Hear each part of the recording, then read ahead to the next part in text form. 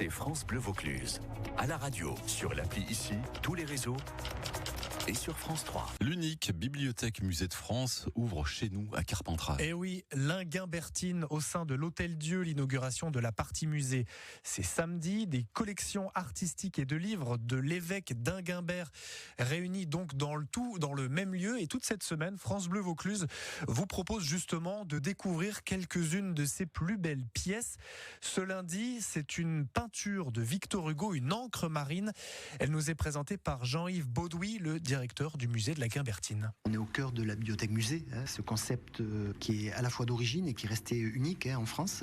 Et conserver une œuvre graphique d'un célèbre auteur romancier, c'est quand même une belle illustration de ce qu'est une bibliothèque musée. C'est un de vos petits trésors ? C'est l'un des gros trésors, oui, tout à fait. Et petit par sa taille, mais grand par son intérêt. Ça a une valeur sentimentale, ça n'a pas de valeur effectivement commerciale. Ça en a, des fois ça passe en vente publique, ce type d'œuvre. Je ne sais pas combien ça peut valoir, mais pour nous ce sont des œuvres inaliénables déjà d'un point de vue juridique. Et donc c'est une œuvre incommensurable qui est un trésor national, quoi qu'il en soit. Voilà pour la description. Et concrètement, à quoi ça ressemble ? Eh bien, francebleu.fr pour voir cette toile de Victor Hugo. On y sera en direct samedi de 10h à midi avec David Bérard. Et puis vendredi matin, on y envoie Anne Domès. Oui. Avec grand plaisir. Les Redites-le, vous préparatifs. avez entendu, redites-le. Avec grand plaisir. Voilà, on vous a bien entendu. Les préparatifs en direct, donc vendredi matin dès 7h. Bon réveil avec l'équipe du 6-9 France Bleu Vaucluse. 8h16, bonne semaine, merci de la démarrer avec le 6-9 France Bleu Vaucluse et Anne Domès, c'est officiel. Le compte à rebours est lancé avant l'ouverture au public de l'Inguimbertine à Carpentras. La partie musée sera inaugurée vendredi et ouvrira au public officiellement samedi.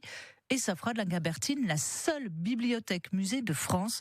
C'est l'ancien Hôtel-Dieu de Carpentras qui abrite cette merveille avec une collection de 250 000 volumes, 1 millier de tableaux, 1500 œuvres d'art.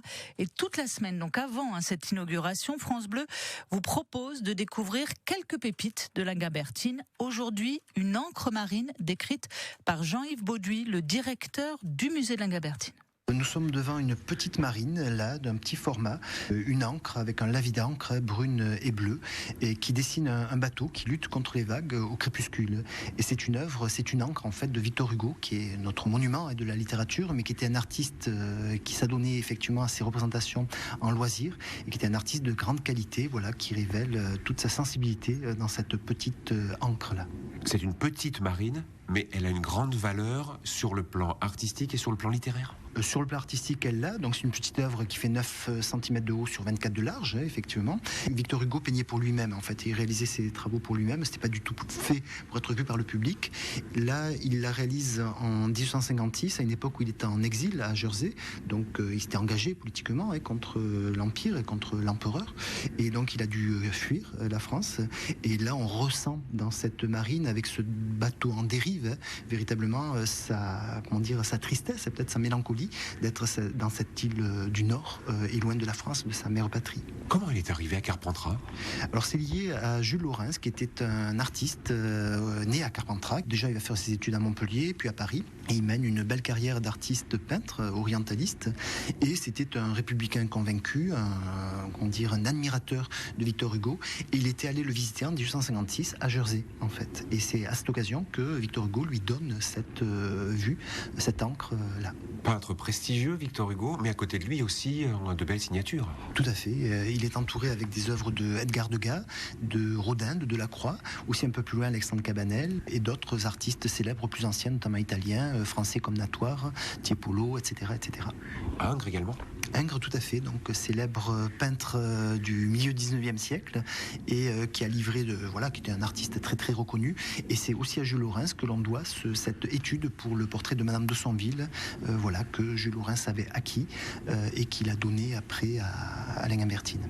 Et je suis sûre, Hugo, que vous avez envie de voir cette marine de Victor Hugo, une œuvre assez sombre quand même. Tout le Vaucluse veut découvrir cette œuvre. Eh bien, c'est très simple, francebleu.fr. Et ben voilà, connectez-vous. Et puis on rappelle quand même la bonne nouvelle pour vivre l'événement, effectivement, Linguimbertine.